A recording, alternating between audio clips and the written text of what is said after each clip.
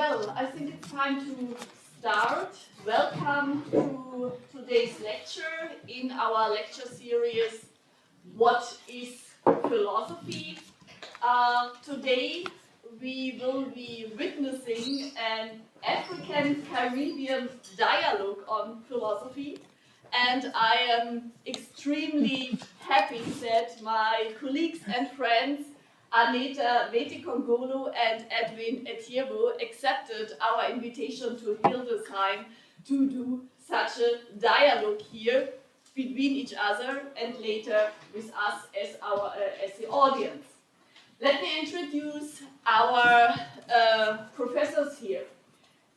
Hanétha Vété-Congolo is professor of Romance languages and literature at Bowdoin College in the United States, but Hanétha comes originally from Martinique and also got her part of her education there in Martinique. Her scholarship focuses principally on Caribbean and African critical thought, philosophy, literature, culture, orality, and on discourses by and about women of the Caribbean, West and Central Africa. She is the author of many publications, many books.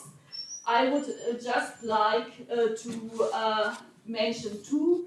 One of her books is published under the title The Caribbean Oral Tradition. This is an English translation of a formerly in French written text or book. And I also would like to mention the book Nous sommes Martiniquais. Besides her scholarly work, Hanétha Vété-Congolo she is also an author and a poet, and she also published a collection of poetry under the title Avoir et être, ce que j'ai, ce que je suis. Let me turn now to Professor Edwin Etieyibo. Professor Edwin Etieyibo comes originally from Nigeria, but he is professor of philosophy and head of the Department of Philosophy at the University of Wadsworth in South Africa since many years now already. He is focusing in his research on African philosophy, critical thinking, decolonization, ethics, history of philosophy, and also, for example, philosophy for children. He was for 4 years the editor-in-chief of the South African Journal of Philosophy, and he is nowadays the secretary of the Pan-African Society for Philosophy, or African Philosophy Society. Let me mention also two publications by Edwin Etieyibo. He is the editor of the book Method, Substance and the Future of African Philosophy, published in 2018 by Palgrave, and also of the book Decolonization, Africanization and the Philosophy Curriculum, also published by Routledge, I think also in 2018. So thank you very much that you took the effort to come the long way to our little Hildesheim here, cold and little Hildesheim, and we are looking forward to your dialogue. Yeah, thank you. Okay. Thank you very much, Professor Granis, and for this generous presentation. I'm sure I can speak for Edwin as well when saying that this was really generous as a way to introduce us to our audience here. And I have no words really to say how thankful I am to Hillsdale, the University of Hildesheim, and especially the Institute for Advanced Studies and the Department of Philosophy, and the great work of Professor Granis that makes this encounter and exchange possible. Thank you very much. I'm very happy to be here and very happy to see that you've taken the trouble of coming to partake in this exchange with us in two thinking about what philosophy might mean under other skies than our European skies, for example, in particular as that relates to Africa and an extension of Africa somewhere in the world that's called America and most specifically the Caribbean. So I don't know whether you want to say a few words as well, Edwin, of welcoming to our audience, because we too are welcoming you. Thank you. I said it. We are so thankful for you being here. Thank you very much. I echo what Hanétha has said in terms of expressing our gratitude to all of you for coming, for the university, for Anke and other colleagues in the institute, for all the work you're doing, and for finding that we are worthy to come and talk to you a bit about some of what we know about our research. So we are happy that you guys have honored us very much. I just want to add, before I conclude, that I was just told as we're coming that Hildesheim means home of Hilda, so I'm proposing that it should be called the people's home. So I don't know how it's expressed in German. So instead of Hildesheim University, it should be people's shine or something. So because it's the people that make the university, right? And so you are part of the people. If you don't put all the work you're putting, the university will just be structures. It won't be really alive, so it is the home of the people. So thank you very much for having us here. So what about our dialogue, Edwin? Yes, a dialogue. Where do we begin from? So, okay, so I'm sure you probably have some ideas about what you think philosophy is. I mean, because that for me, it's an important word, but a word that sometimes people get to understand differently. So do you have a take? So yes, I think that it's important to give a little context, first of all, before answering that question. It's such a high-stake question. And actually, I am not sure I do have an answer. So I would be really, if at all, presumptuous and at the very least naive to come here and say, here is what philosophy is. To tell you the truth, I can start with telling you that I'm still looking for an answer. But I could tell you where I am at in this trajectory of looking for an answer. But before that, contextualizing how I came to philosophy and personally, but also politically, culturally, and so forth. So, you were told that I'm from Martinique, which is in the Caribbean, and especially in a part of the Caribbean where French and Creole are spoken, but also the part of the Caribbean that's French, and institutionally, and even to some extent, culturally European as well. Martinique is in the Caribbean. The Caribbean is in America, and that region at large, and its sublet, the Caribbean, of course, mold what and whom I am. But the particular specificities of Martinique as well, which I did present as a French languaged country, but also a place that's supposed to be French and European as well. It is also a place where a large part of the most recent history is based on two calamities. On the one hand, colonization, and on the second hand, enslavement, both working hand in hand to a very large extent to shape practices, thoughts, and many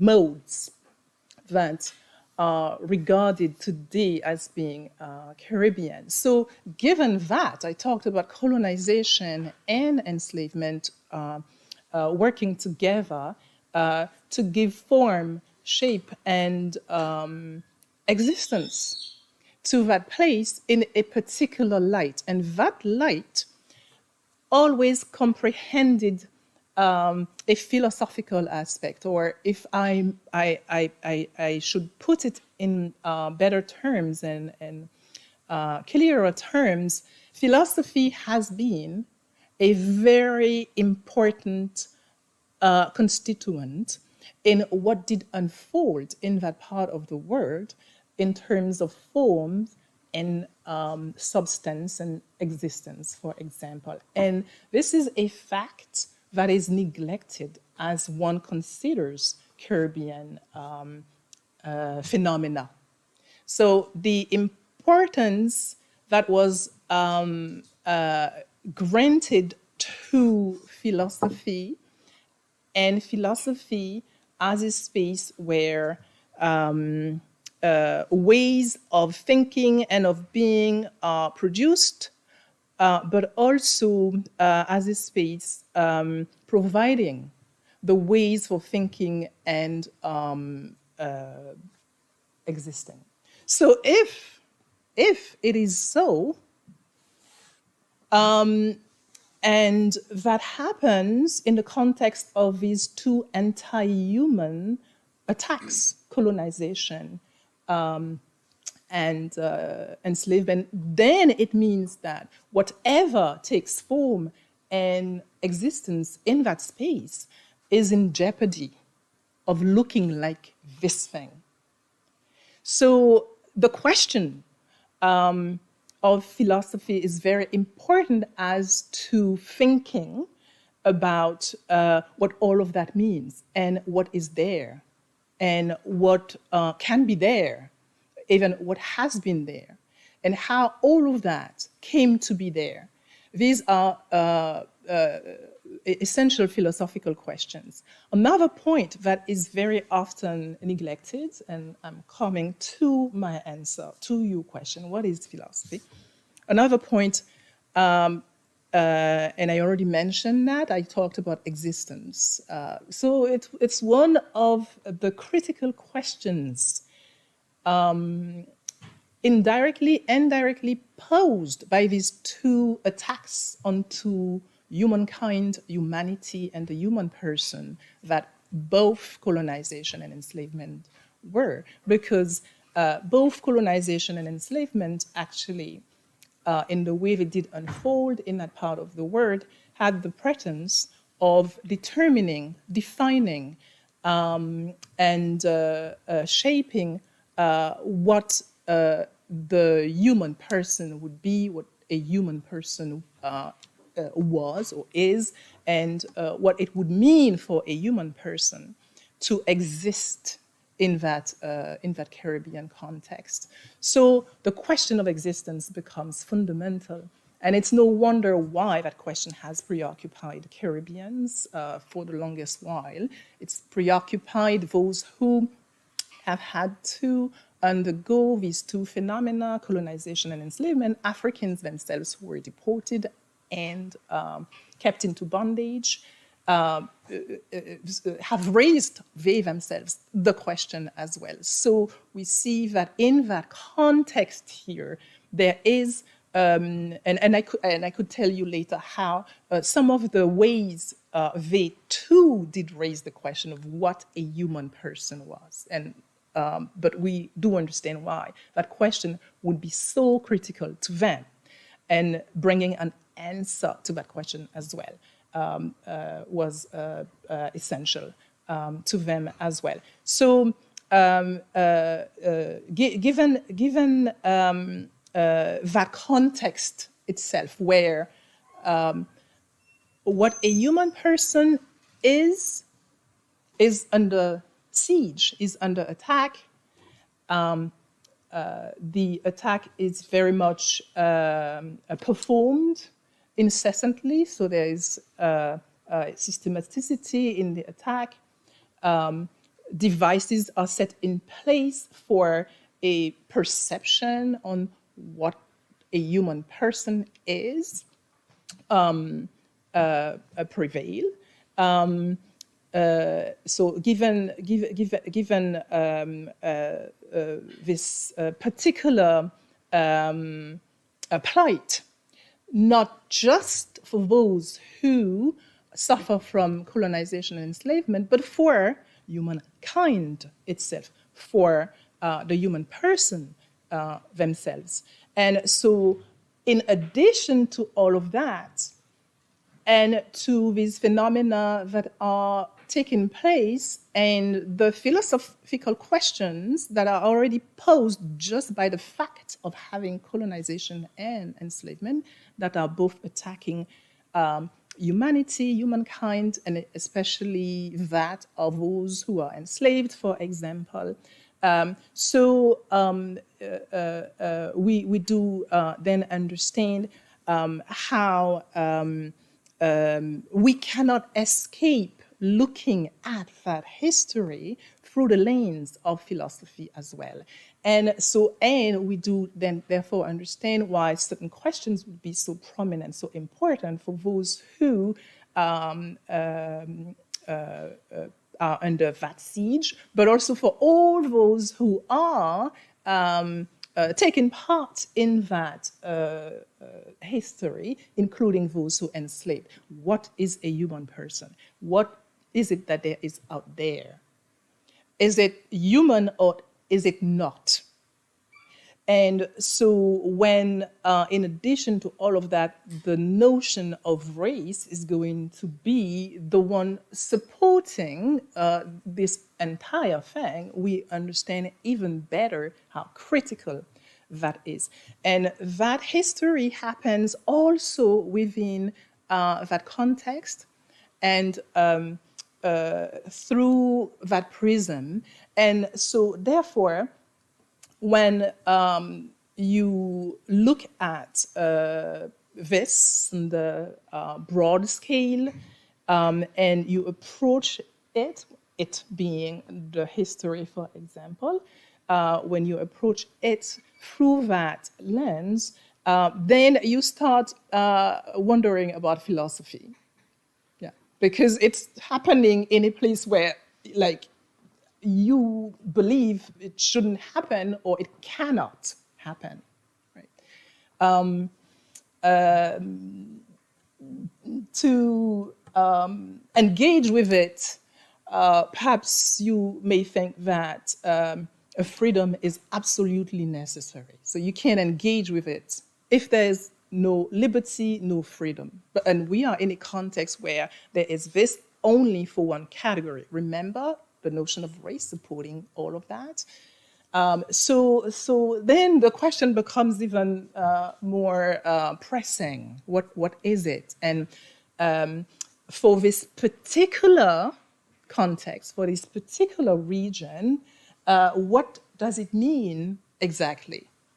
So because I am aware of the fact that my introduction contextualizing my answer, which I have not given to you yet, was, so I want to give Edwin a chance to step in and actually occupy the space as well in the discussion, and then perhaps I could come back to finishing my story and giving you my answer.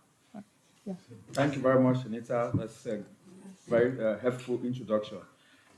Before I start, I want to pass this around. You guys probably just pass it around. I will say something about it in a moment. I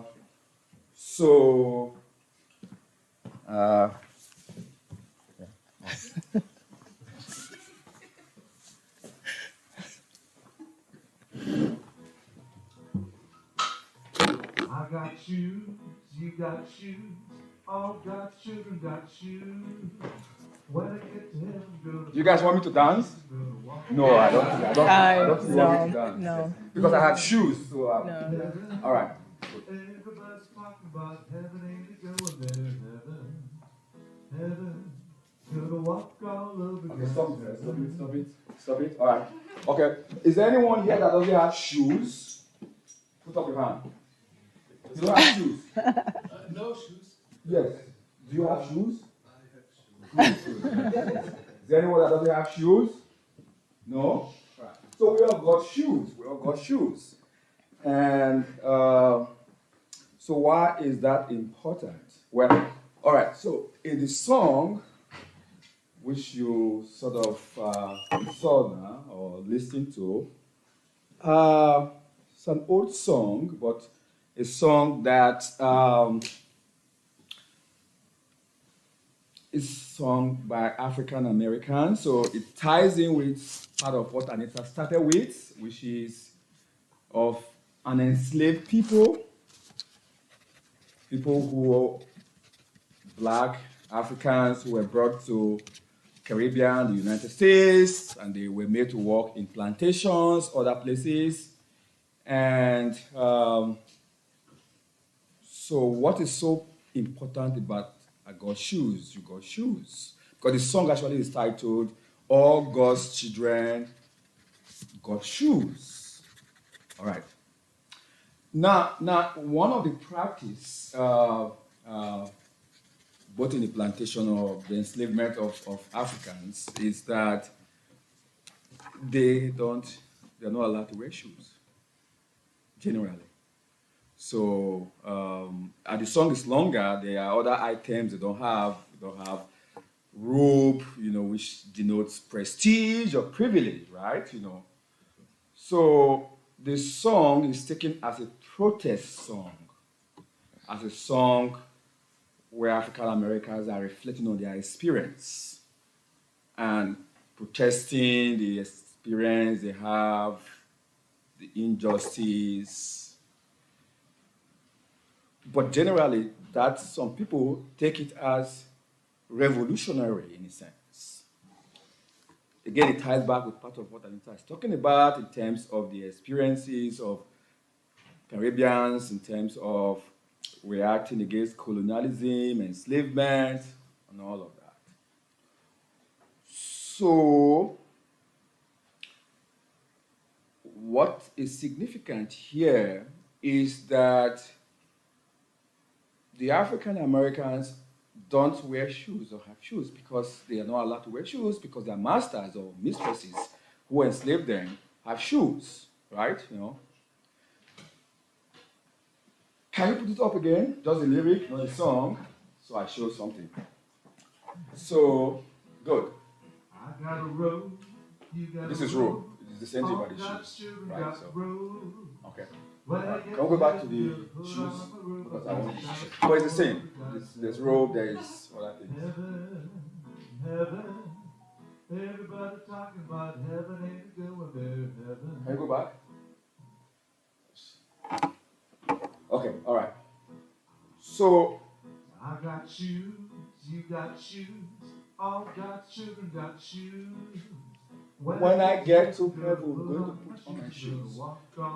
So they don't have their shoes now, but when they get to heaven, they'll put on their shoes. But everybody talking about heaven is not going there, right? Who is the everybody talking about heaven not going to heaven? It refers to the enslavers who obviously have shoes, but they go to church and they are not living by the Christian standard of respecting humanity. All right? So even though they're talking about heaven, they're not going to go to heaven. Okay?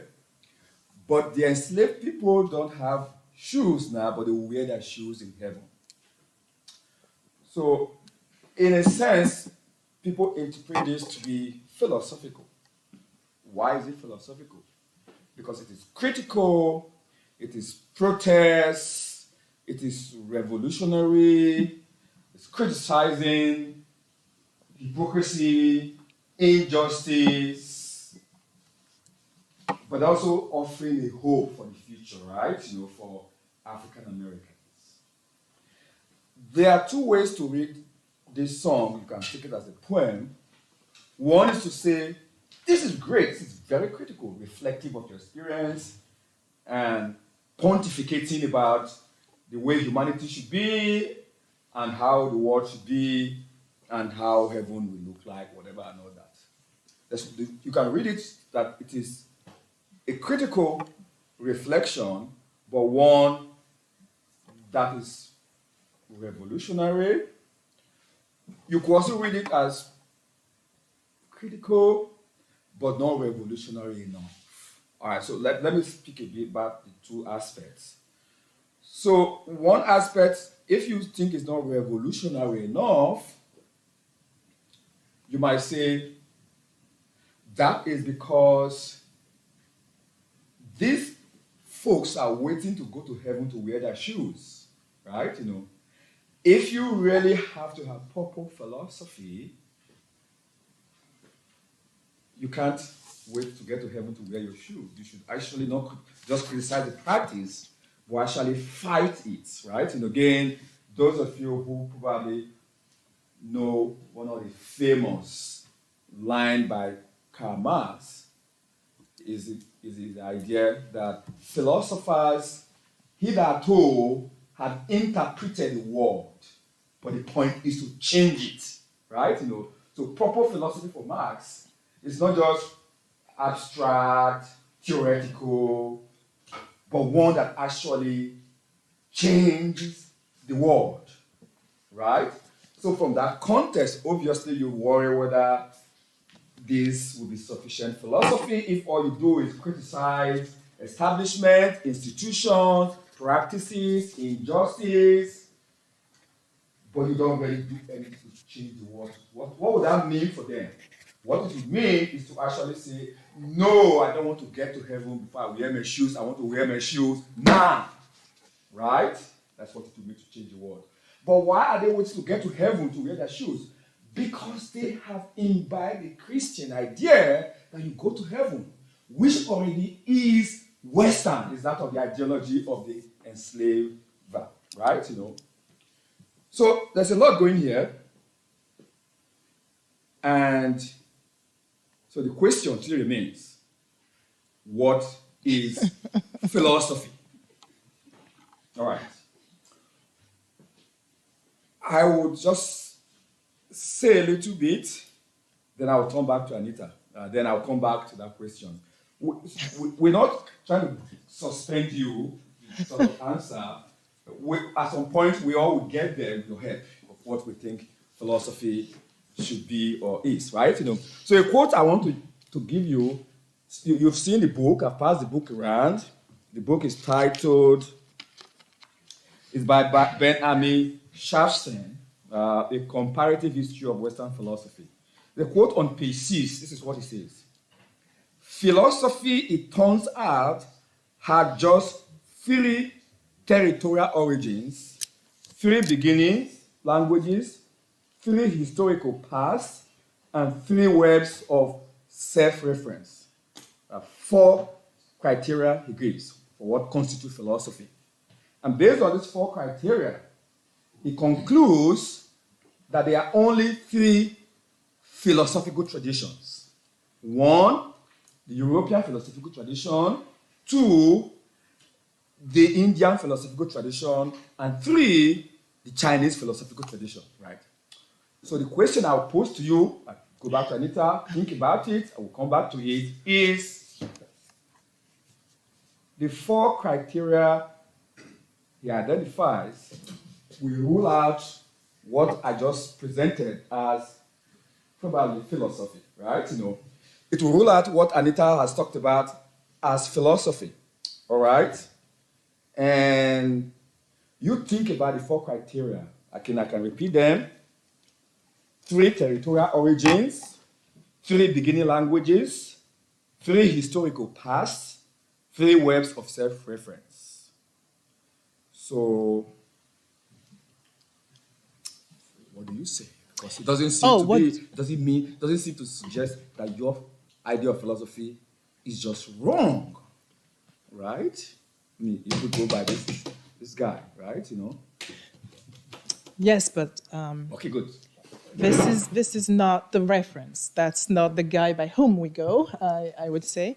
You asking what I do think, and so this is the second question. While I have still not answered the first one. So we have how much more time? I don't know. To tackle now the second part of my answer, because you are insisting, Edwin, about what it is or what it may be, and how it can be conceived from the context I gave you earlier, where astute philosophical questions are being raised from the beginning. If we consider that the beginning of what we have today, in the way we conceive of the Caribbean today, in the way it was institutionalized the last recent centuries. So if we consider that that's a departing moment, we don't move back in time during the time of the native communities, for example. So if we depart from that moment I gave you, we see how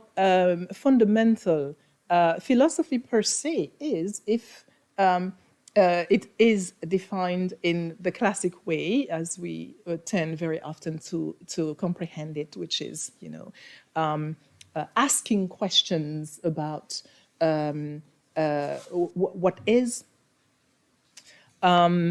finding ways through the answers to these questions to live well,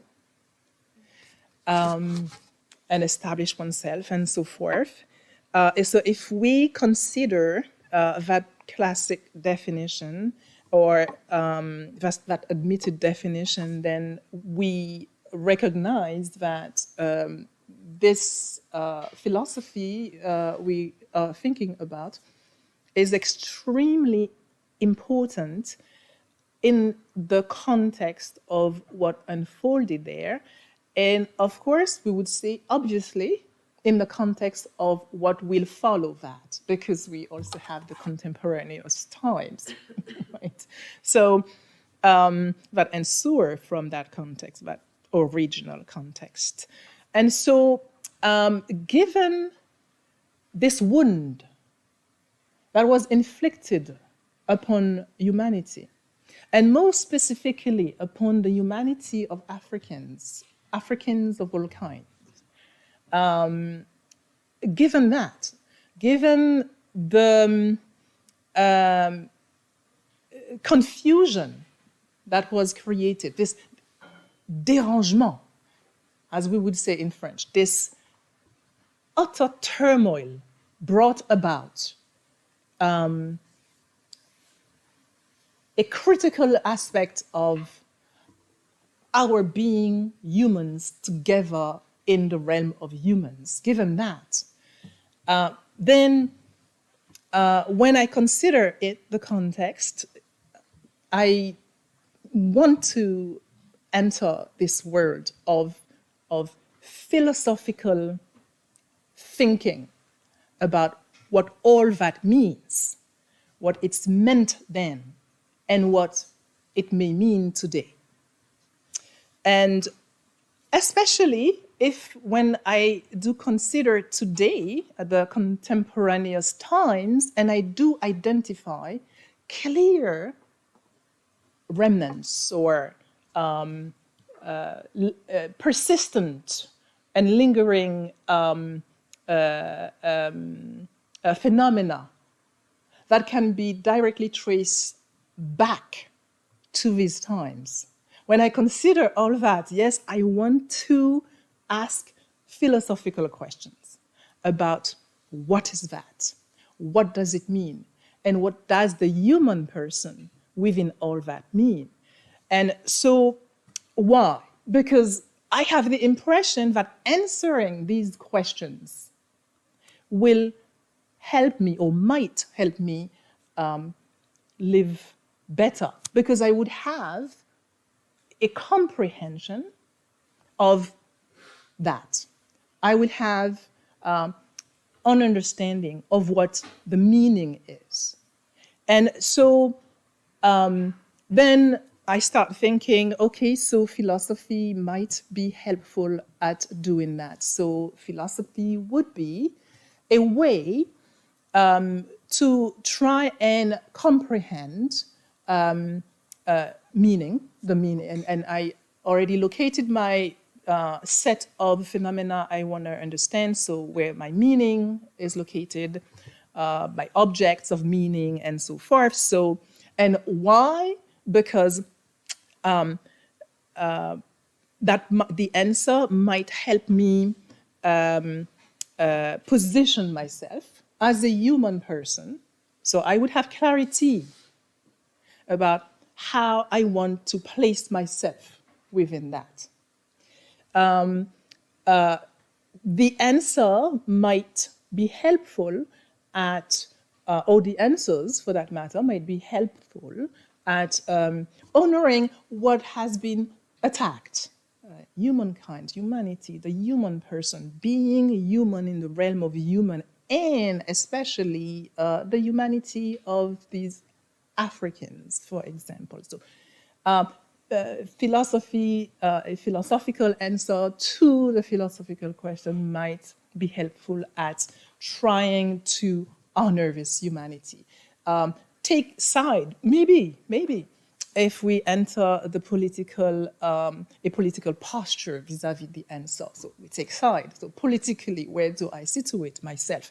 Where do I place myself? Okay, so I might tell myself I want to place myself on the side of what is ethical, right? Because I see that because we dealt with unethical questions and actions and phenomena, I don't want that, right? So what is ethics? How do I get to that, right? So these you see, so these might be my answers to, or part of my answers, or a beginning of an answer to the question, what is philosophy? And especially as far as it regards me, personally, in relation to that context I actually drew out for you. And I'm seeing me, I, and so forth, not necessarily because of my grained narcissism, but because I believe that making it personal to some extent may help listeners to relate or understand better, which means that may help us understand we are not in an abstract world here, even as we are thinking and dealing with philosophy, but we are talking about very tangible matter when it concerns that context I outlined. Because I also talked about the contemporaneous times, and I said that when I look at this time, I can identify areas where we see clearly consequences directly deriving out of this context. Right? So it's not abstract, it's very much concrete. And therefore, when I say I, it might help me and so forth. It doesn't concern me. This me is not me personally, Hanétha Vété-Congolo, but it's this global, maybe a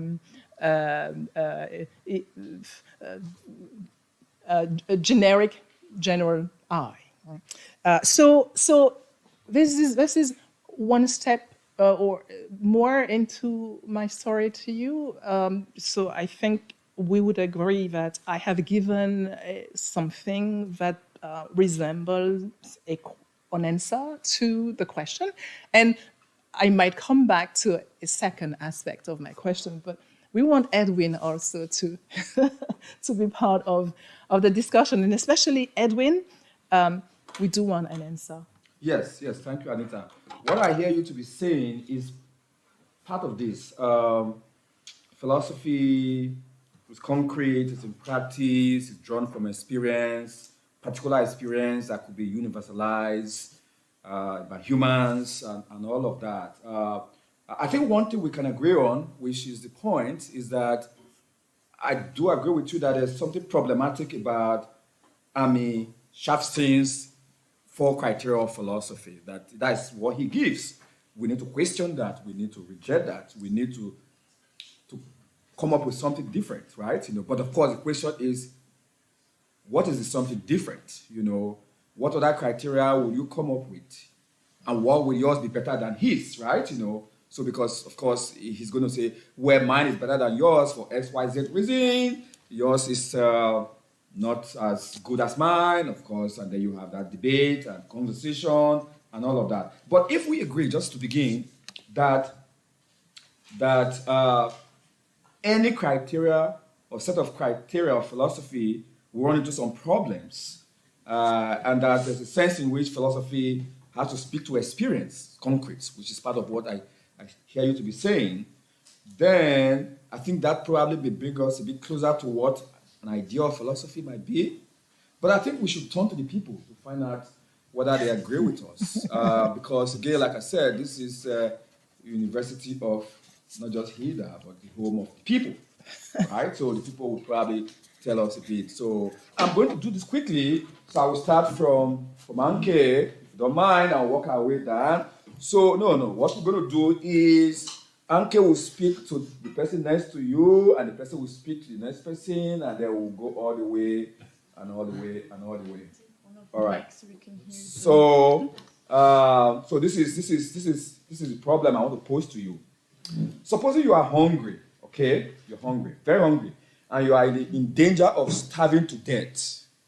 You're going to starve to death, possibly. But there's food in your neighbor's house. You either steal the food or you starve to death. Will you steal the food? If yes, why? If no, why? Let's go. As Yes. in the mic or just? Yes, in the mic. Yeah, Okay. in the mic, yes. Okay. I think I would steal the food out of instinct. She will steal the food. Okay, let's go. Can't I ask the neighbor if I can have it? The neighbor is not around. But the food is there. Neighbor is going to come back next week. You might die before then. So I either steal the food Or you die of starvation. You steal the food, of course. You steal the food. Yeah, okay. I think he would be stealing if it's my neighbor. I would know my neighbor, and he would allow me in. No problem. Okay, you know your neighbor, so you won't be stealing it, you'll be taking from your neighbor. And he or she will understand. I have the key of all my neighbors. They are special neighbors. Yeah? If my neighbor's not home and I had to steal the food, I would definitely steal the food to stay alive. But if he comes home, like after a week, I would go to that person and be like, hey, I need your food because otherwise I would be dead. Yeah. And then like I could also like, give the person money or something in exchange for the food. I think there would be a way to figure that out. Good. It would depend if the neighbor would be as poor as me, and if we had children, then I probably would kind of stuff, but otherwise I would definitely steal.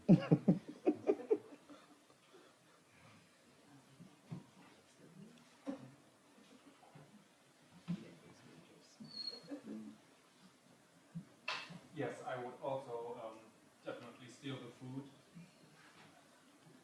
but try to find a way my neighbor's not sad. I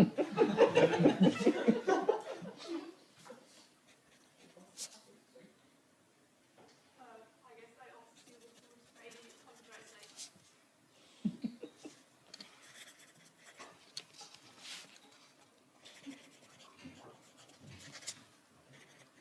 My friend made, and I look for the countries that have enough space for it. Well. I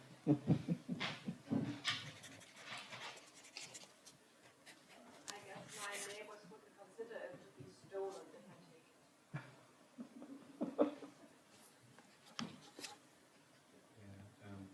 Maybe another question. The question is whether the neighbor would also die when it comes back, whether he has more food or Oh, there are philosophers in the room. I will try to negotiate a fair share, offering some compensation in the future. I thought the same. If the neighbor would die, if I steal the food, then I don't know. Maybe I would try to survive with half of it. Yeah.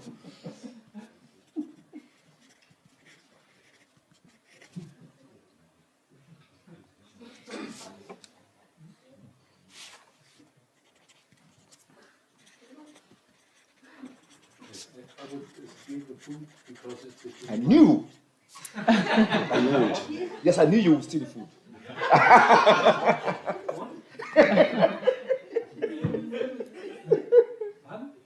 I knew you would steal the food.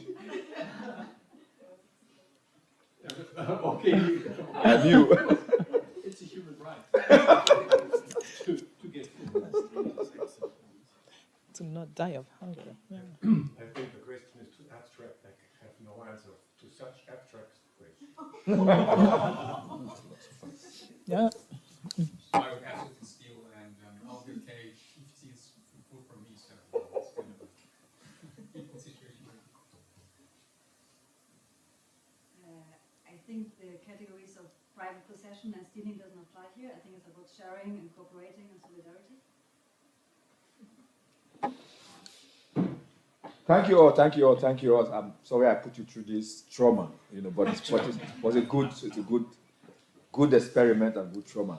And she made the point when you guys were commenting. She said, "There are philosophers in this room." That is precisely what I wanted to get at, right? Now, everyone gave answers. I mean, most of the answers are similar, but they give different reasons and justification and question the dilemma and what is the appropriate and all of that. The only reason you guys could do that is because you guys can think. You guys have the ability to reason about the concrete situation, how it affects you, how it affects your neighbor, and then you talked about the abstract and you saw all the various dimensions. Right. Now, why is that important? It's important, as I want to come back to Anita, is that it suggests that humans would always respond to their experience or experiences by raising critical questions, thinking about them, the various dimensions. And if Anita is right that there are philosophers in the room, you guys are philosophers, then it does sound strange to think that it's only more recently or only certain humans can do what you guys did, right? The better answer would be, oh, that means humans, whenever they existed, insofar as they are capable of thinking, insofar as they can reason about their experience, insofar they can draw universal particulars and all of that, are capable of philosophizing, right? At least in that context. And therefore, it means in a sense that philosophy is contemporaneous with humans. Now, of course, it's a different thing entirely to say we're documented philosophy, right? Or philosophy that is preserved, the one that we can actually refer to, versus philosophy we think existed, but we don't have access to it. They're two different things. All right. So I want to turn to Anita. You said that what they were doing made them philosophers, right? And I suspect that part of why you said that is because they draw on their experience and they provided answers different, not the same, and all of that. And that in a way, for me, also mimics what was happening among, the enslaved people too, who were looking at their experience. and they were reacting to that. And they were coming up with different way to deal with that and talk about humanity, talk about questions of justice, questions of discrimination and all of that. Would you say there is some similarity between? In terms of the importance of the experience. So yes, definitely, of course. I mean, so as humans, we cannot depart from another place than the place of experience, individual and collective. So I think that. So therefore, another aspect to the question would be to stress how philosophy, and the one way we can approach it, indeed, is to consider that it is this answer that's brought whenever a critical question is humans face critical questions that affect them as humans, whether it concerns their milieu, such as the environment, for example. So these critical questions that they have to wrestle with to live as human, to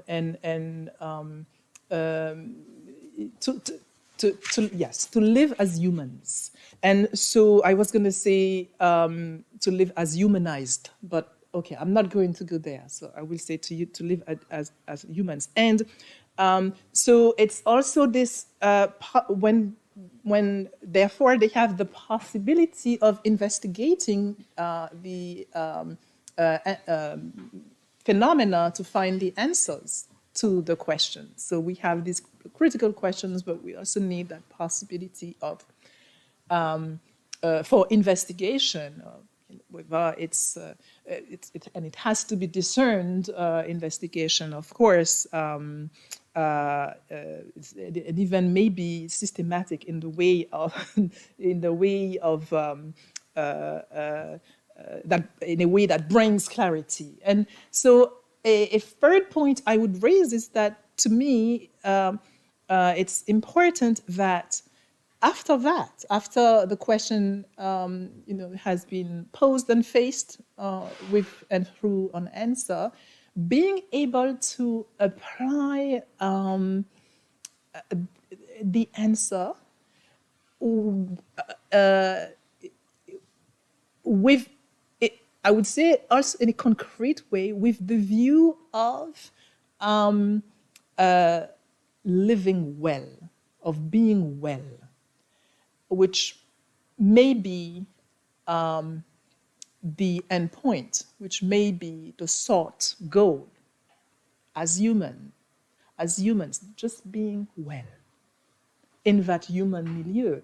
So being able to use that comprehension of the question and of all the phenomena around the question to be an asserted human person, one who carries themselves in the human milieu in the way they see fit, as a reflection of their being free, of being well established in the existence they want. Then I think we have here philosophy too, and we have something that is extremely important as to considering these practices in the environment of the human person. So here I've given 3 points, which could be 3 criteria, but I am not going to use the idea of criteria because I do not believe that philosophy should necessarily be conducted through the lens of set and definite criteria. Because we've seen that someone has advanced criteria, were they 4 criteria, to define what, according to them, philosophy was, but in such an assertive way. I mean, it was very authoritative as a statement. It's philosophy is this, and you find that only in 3 limited regions in our grand and large world. It's in China, India, and Europe. And so the notion of criteria as well limits us and even perhaps closes up things for us. So while it is very important to function according to starting points, which are points of reference, like I did, I gave 3, I'm not sure if these points have to be criteria in the way we understand that notion. And so, of course, there is the question of methodology, but that's perhaps a third aspect of the question we may have time to come to after you've given us your sentiment now, because your answer was not complete either. Yes, because I'm trying to, first of all, understand where you want to situate the notion of philosophy, of course, within the Caribbean tradition, which is similar in some ways with the African tradition. But one point that I probably would say you might need to think more about is, I know you're running away from the idea of criteria for philosophy because there are problems with having criteria for philosophy. But one of the problems is that you do at least want to be able to say, well, this is philosophy and this is not philosophy. So how will you make the distinction between what is philosophy and what is not philosophy, without having some kind of idea about what makes them different, right? And once you talk about differences, you already are trading in the territory of some delimiting features or characteristics or criteria, even if you want to call it that, right? Because you will need that to be able to make the distinction, or else everything is philosophy, or everything is philosophy. You don't want that, right? So you did mention criticalness, and you also did mention being able to live well.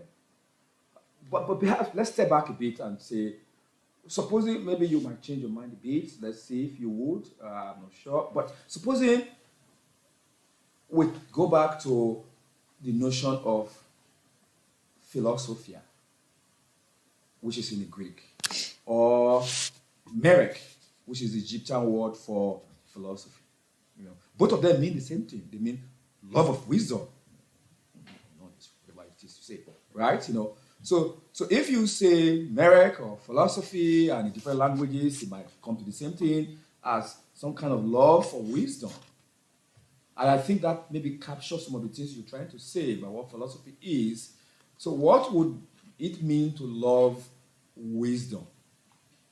Where one thinking is that love is a stronger emotion than desire. So you don't call it desire for wisdom. Love is stronger. Wisdom is higher than knowledge, because knowledge is just information.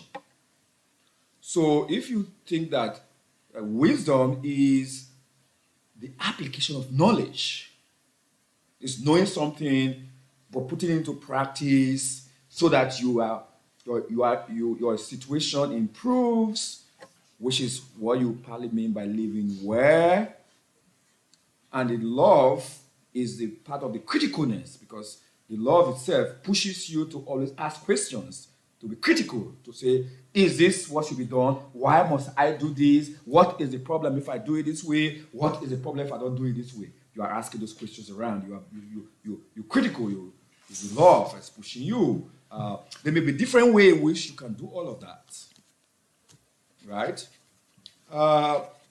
So are you suggesting that in this sort of description of the love of wisdom, and which might characterize broadly philosophy, are you suggesting we can't come up with some features or criteria that would distinguish what that practice is from somebody who's doing something else. Say, I don't know, like a musician playing their guitar. They're doing something, but they're not doing philosophy. Playing the guitar is not philosophy, right? They're doing something else. So we'll say, that is not philosophy, but this is philosophy. There are different activities, right? You know, what is it that distinguishes the person who's playing the guitar? Why is that not philosophy? Why is this other one philosophy? And I think you talk about criticalness and living well, and if that also captures the idea of the love of wisdom, which is a strong emotion towards getting to know, improve your situation, understand your place. Why should that not give us some kind of criteria or features? But I gave you 3 here in my reasoning of all all of that. criteria, No, right? I said I don't call them criteria, and So I what did would you explain call why. I said they may be points of reference, and this is one way of labeling that. But I do not believe that the label is what is critical here. I believe instead that, yes, like you need to depart from something that guides you to determining what you're doing here. You're doing philosophy, you're doing philosophical reasoning and so forth. So these criteria in that reasoning of mine exist. I named the 3 of them. So this is one thing, and because the question was posed, what is philosophy to you, and here you added to the Caribbean tradition of philosophizing, and you brought in the idea of love of wisdom, love of knowledge. And so in this particular context I did describe, I am not interested in the love of knowledge or of wisdom. I, of course, very much operate within the realm of knowledge, and I believe of wisdom as well, to a largest extent. But that's not the reason that motivates my act of philosophizing. It's not because I am in love or I do carry the love for knowledge per se. I carry the love for justice, and especially justice for those who have been inflicted with injustice. And in this particular context, I do happen to be from one of these groups which indeed has been for a long time be plagued with injustice. So I am carrying the love for that. I'm carrying the love for my people, wherever they are on the planet, and I'm carrying the love of finding justice, resolutive justice, justice once and for all, for those who suffer from injustice. And I believe that philosophy is a terrain where that justice can be found as well. I believe that philosophy is a tool that can help decipher, discern, understand, and so forth, and therefore shape means, so the answers, right, means for application for an application of those acts that would lead to being well, for being free, for not being plagued with justice or injustice all the time. So this is where the love for philosophy, or the interest, is actually situated as far as I'm concerned. And that is part of the answer to the question, what is it? And what is it, as far as I'm concerned, with regards to the Caribbean tradition of philosophizing, which I see starting at the same time of in the Caribbean as we more or less presented it earlier. So I'm not talking about what was before the intrusion of Europeans in Caribbean, for example. I'm talking about what happened once Europeans intruded in the existence and life of native communities, deporting Africans and maintaining them captive there perennially. So if we use that as a starting point, I locate the tradition of Caribbean philosophizing there. And so a lot goes on in terms of philosophical thinking which borders or equate ideology. So, ideology sustains colonization and enslavement, but you do have within colonization and enslavement enslavers, for example, producing texts, using the European philosophy that is in vogue in Europe as ways for justifying, of course, their acts. And so a lot is going on there. So I am not talking about that right now. I'm just signaling that there is this that complicates the question. I'm focusing now on what Africans who deported and enslaved do vis-a-vis the situation in which they are, and which is a human situation that is anti-human. So how do they respond? And I do find philosophical ways of responding. And I do see philosophy being actually erected. And that is African philosophy. They are Africans. They are Congo, they are Yoruba, they are Fon, they are Ewe, and so forth. I see that until we cross the centuries and we arrive at our times today, and where we develop something that to me springs directly out of that. And so, and the tradition is long. So in that tradition, in the way I described it, so philosophy would mean that to me. And so you would understand that given that, in this particular case, the love of wisdom per se, in the way we conceive of that in philosophy, the love of knowledge as a driving force towards philosophy matters very little to me. And I told you what matters really.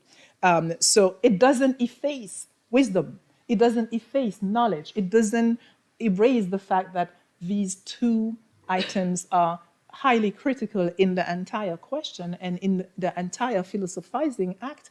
What I am saying is how I am viewing that process of philosophizing and even the result of philosophizing. So what guides it is more what I describe there to you. And I would very much like to hear your take on that. But I hope we are within time. I mean, so you will tell us, Anka, concerning time. Yeah, the audience, yeah. All right, good. Can we have this song back again? Okay. So, thank you.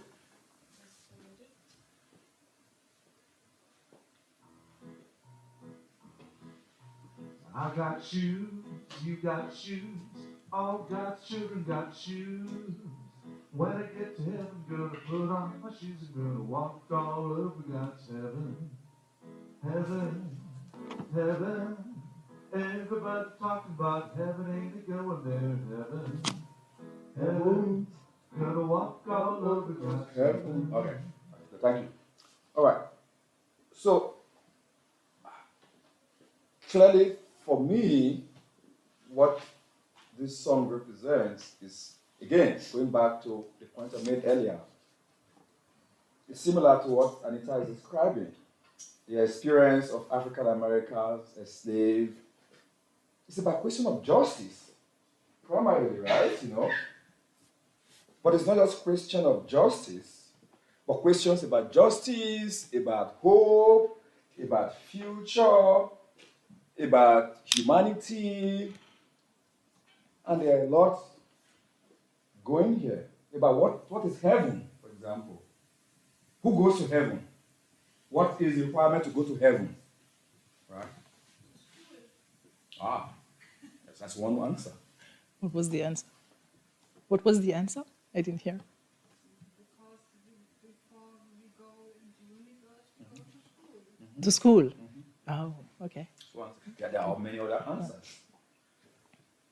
Now, so if you love wisdom, or maybe let's back up a bit to say, if you love justice, which she wants to say, that it's the love for justice, it's a desire for justice. I am saying that there's no way you will love justice without it being connected to wisdom. Because if you're talking about justice, you will talk about hope, you will talk about the future, you will talk about humanity, you will talk about things about morality, about discrimination, about distribution. There's a lot that goes on there. You must have some kind of different way of thinking about that. You must have an idea of what heaven is, why there's heaven, where is heaven, and all of that. What your idea of humanity is, what makes humans, what justice should be. They're all connected to a lot of different things. That is precisely what wisdom is. There's no way you can talk about justice without really connecting it with other things, and you know all other things that you think are important. So I am pushing back on Anita. I'm saying that the love of justice is, by extension, the love of wisdom. And if it's the love of wisdom, therefore you agree with me that philosophy has a peculiar feature, because obviously anything that is not in that category of the love of wisdom is not philosophy, right? Agreed, as you say, you don't want to use criteria. I will concede. Let's use point of reference, but we're saying the same thing, just using different words, right? So philosophy, therefore, at least in the sense I am trying to suggest, which I think Anita would probably agree with, because I don't think she would disagree, partly for the reason that she likes me, because she won't disagree with me too much, right? But the big point is that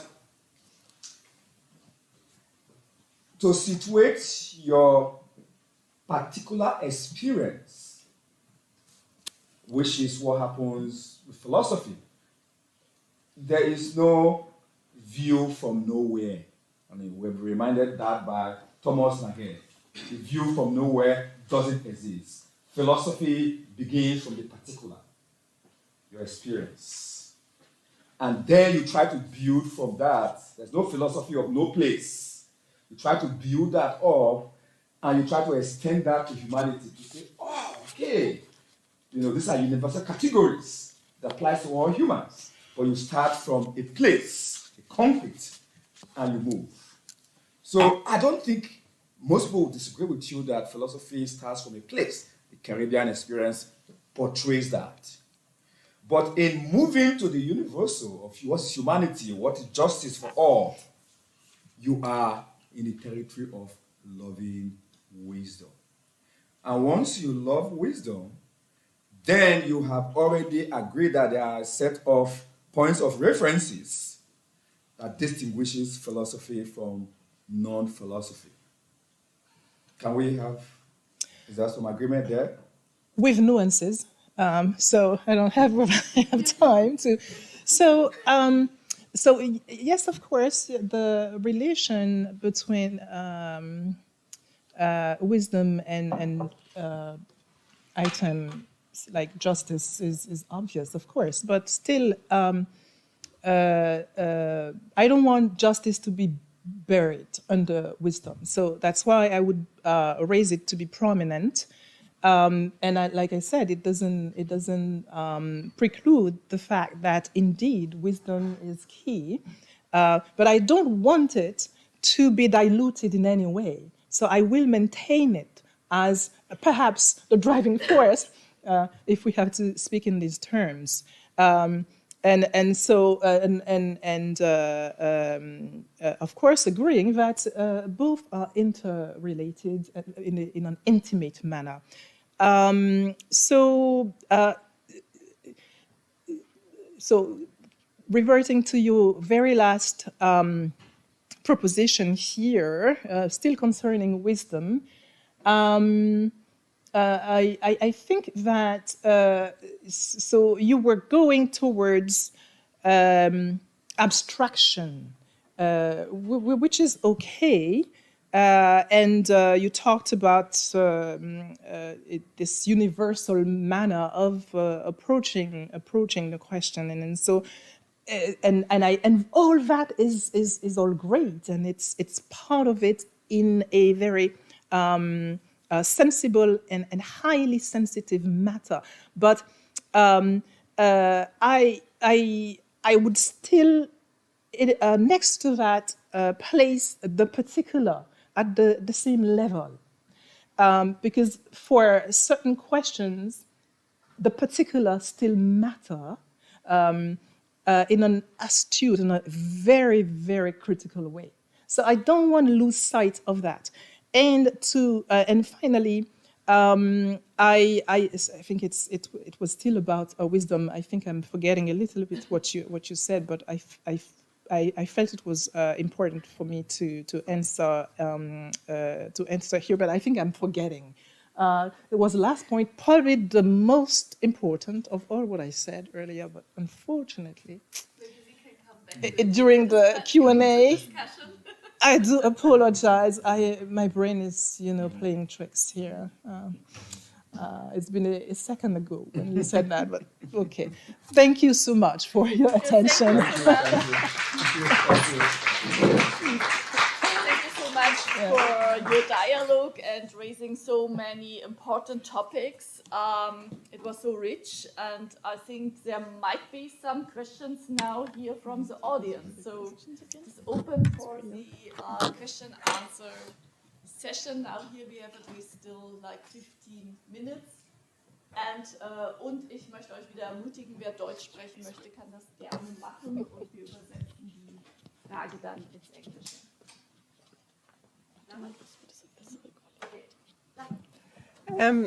Hi. My name is Lara. Thanks so much for sharing your dialogue with us. I want to ask a question about a configuration. And this goes more to Hanétha, because you described in the beginning that colonialism and enslavement is an attack, an anti-human attack. And then I'm wondering, in the context of philosophy, to which I totally agree, so I should make my stance also transparent. So now the configuration in which like a Caribbean philosophical tradition finds itself is a configuration under attack. So do you think, because of this configuration, it is somehow necessarily always a way of defense? And so if we put this further, is then philosophizing a fight? Will it necessarily be constituted by being a fight? And then how does love somehow communicate with this configuration of being in a fight? Thank you very much, Laura. This is a very interesting question. So when you say configuration, do you mean context? Yeah. Context? And the context is one of an attack, right? Okay, so therefore comes the question of a defense. So in that context, I would say yes, there's a defense situation. So you under attack, so you must defend yourself. But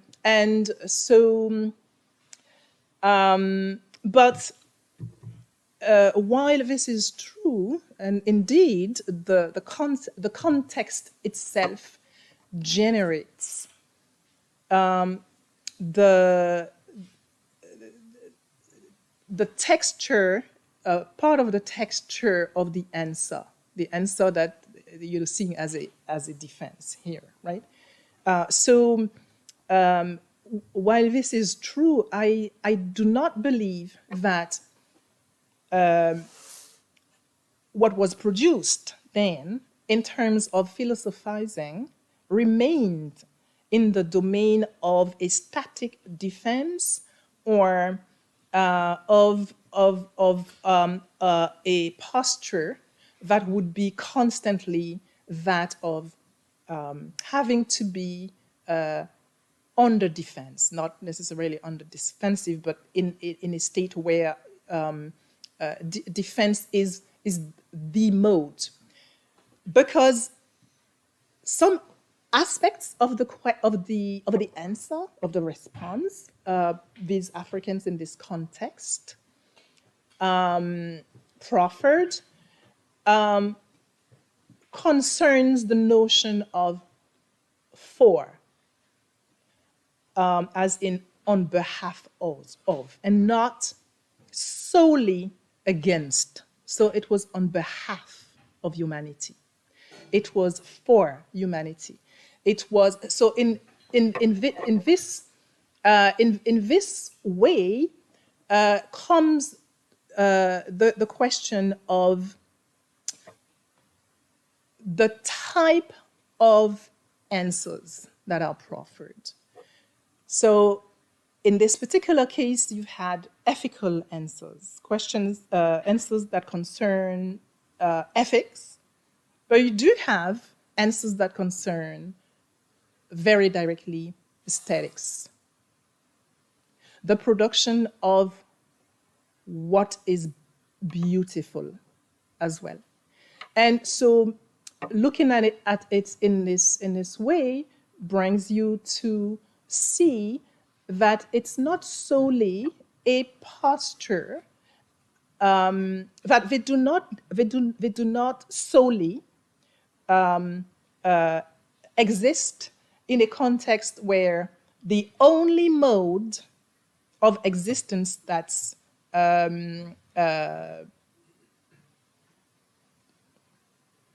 not shaped for them, yes, shaped for them, is this one, the one that of a defense, and that they accept this and only this.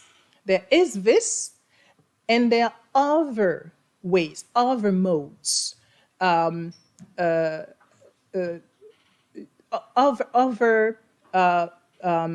textures for that answer they bring.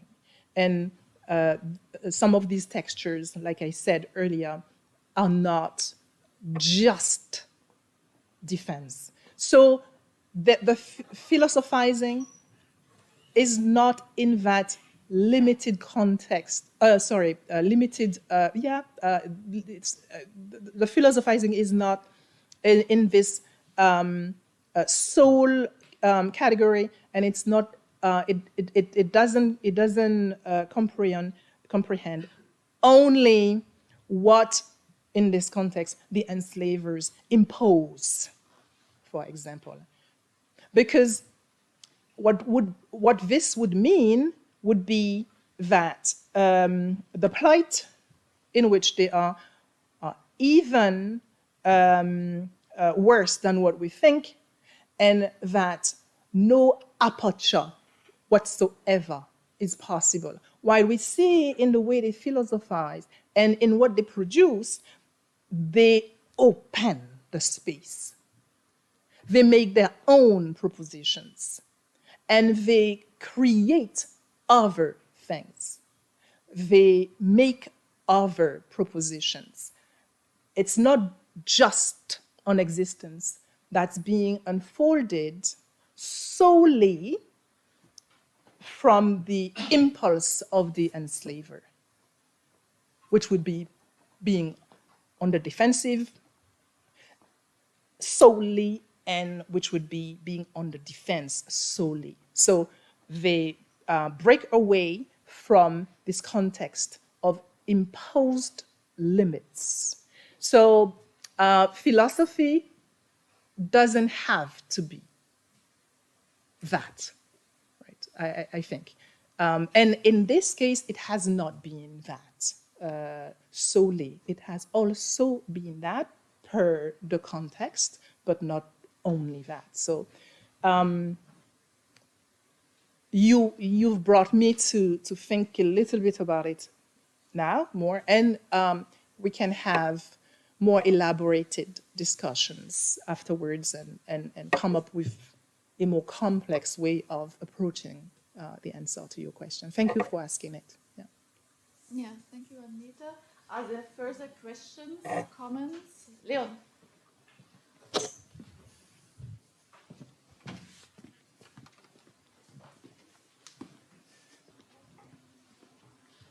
Yes, thank you very much for this very interesting dialogue.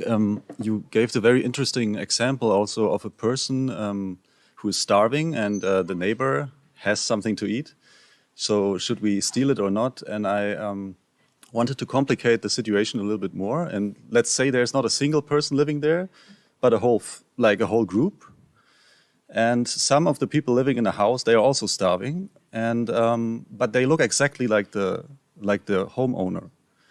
So, but they still live in a kind of nice house. So it's kind of nice there, but still they are kind of starving. How do you decide if they belong to the same group as the house owner or to the same group as the people starving outside?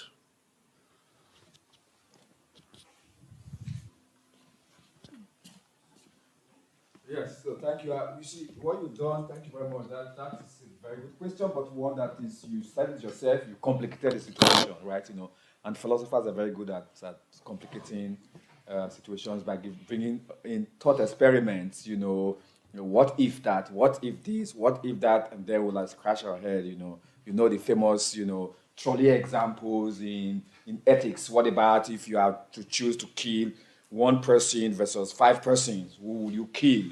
Or what about if the one person is the most wicked person on planet Earth, and all of that? You're like, no, you're giving me a headache. But what you've just simply done is great, because I think Hanétha talked about the answers that you provide to questions that you raise.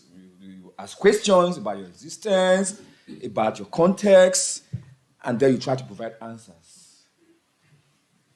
So the problem some of us have in philosophy today that seems to think that we think of a narrow sense of philosophy is always a problem that the answers we provide must be grandiose, must be great. The answers we provide must answer everything, must really be the best answers. And so we tend to think that philosophy would be those sort of answers, the best answers. But that is, for me, really misleading. Philosophy is itself just in the questions you pose. Questions themselves. Right? Because sometimes the answers are open-ended. Sometimes there's no right answers. The best you could do is to justify, to say maybe this one is better than this, but this also has problems. So it's the questions. Why is that important? Think about Socrates. People think Socrates is a philosopher, a good philosopher. But read any of the dialogues, you'll be frustrated because you don't get any definitive answer.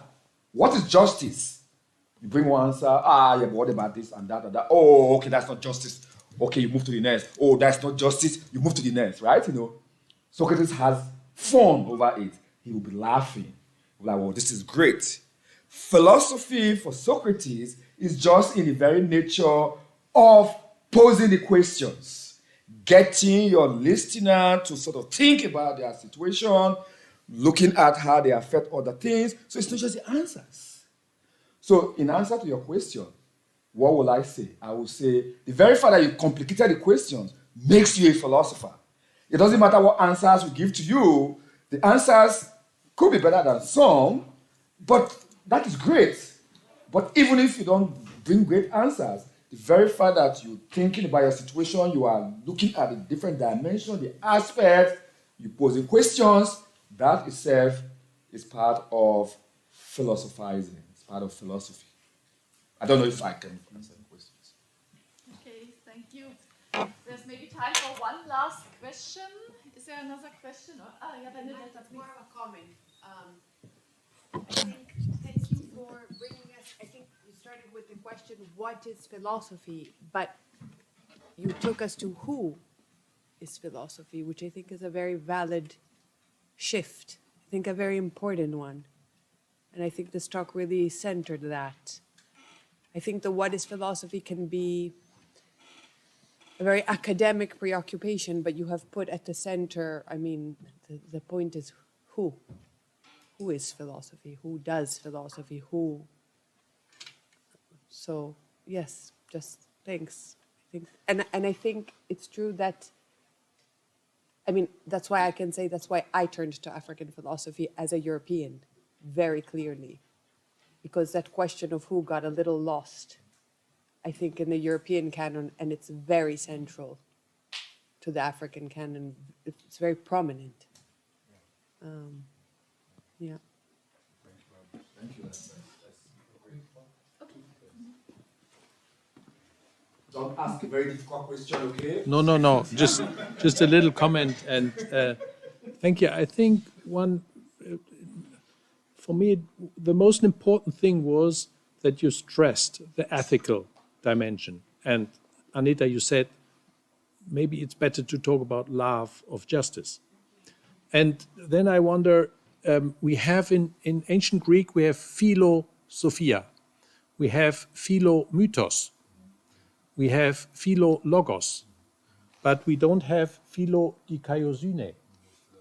I think, I don't know whether we have love. Dikaiosyne is in Greek justice, and philodikaiosyne. And maybe we can think about if the whole history had developed not philosophia, but philodikaiosyne as the main discipline. That would be interesting. So the love of justice, of ethical well-being or something like that, if we put this into the center of the meaning of philosophy, I think the whole picture will change. And then I think the practice, as you mentioned with Marx, will come into the center of philosophizing again.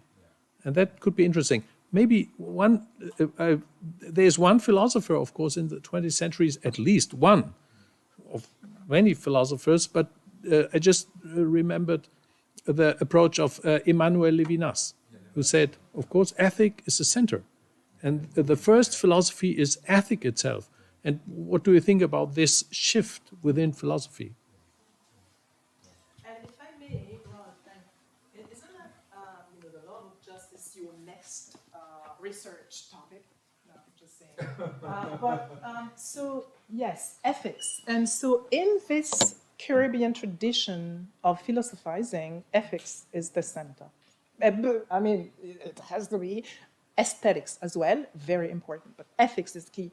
Now I do remember, if you allow me, what I wanted to reply to Edwin's very last sentence, which I said was a bit abstract. I wanted to revert to the notion of practicality, and because I see philosophy as an instrument, and an instrument that I do love very much, but a means nonetheless. And with that means, the question of applicability is important to me. So applying the result of the philosophizing to indeed arrive at this living better.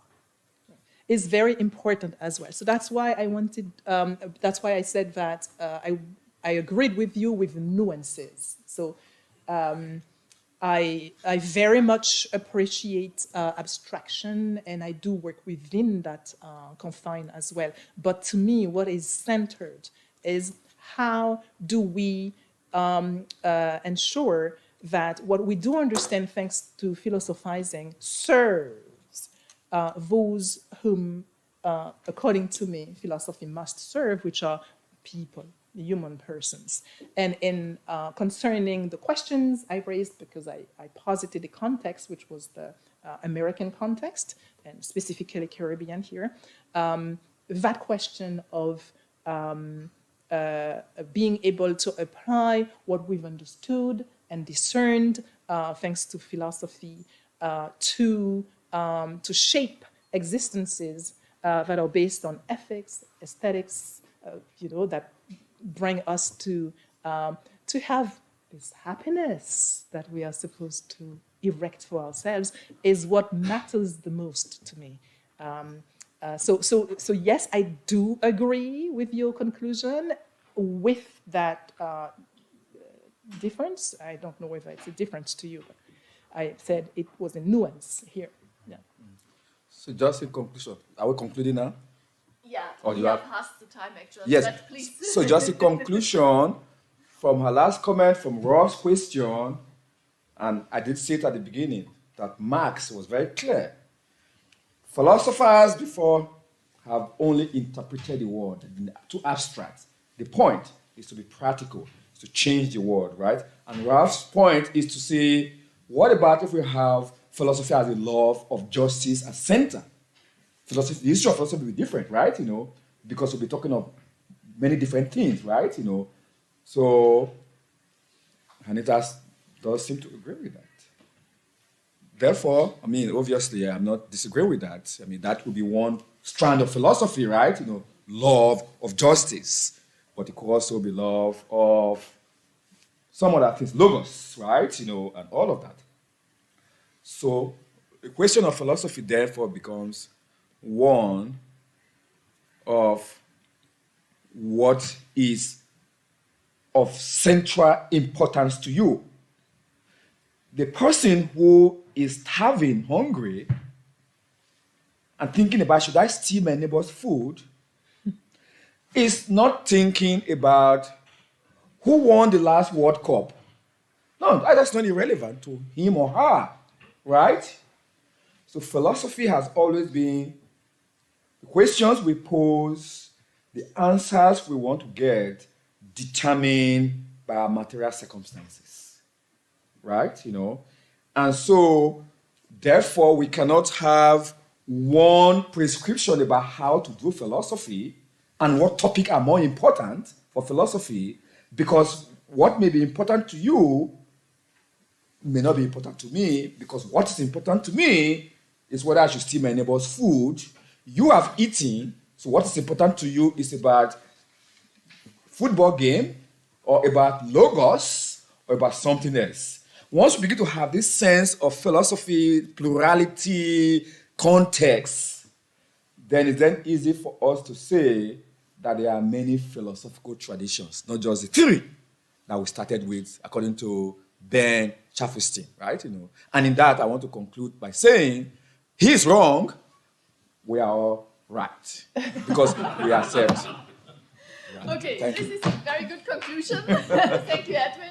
Thank you, Hanétha, for this very rich dialogue and the input you gave to us. Thank you. Vielen Dank ans Publikum, vielen Dank für eure Fragen. Wieder nächste Woche haben wir dann, glaube ich, den Vortrag von Professor Borsche und wir freuen uns schon drauf auf den nächsten Donnerstag und Ihren Vortrag. Bis nächste Woche. Vielen Dank.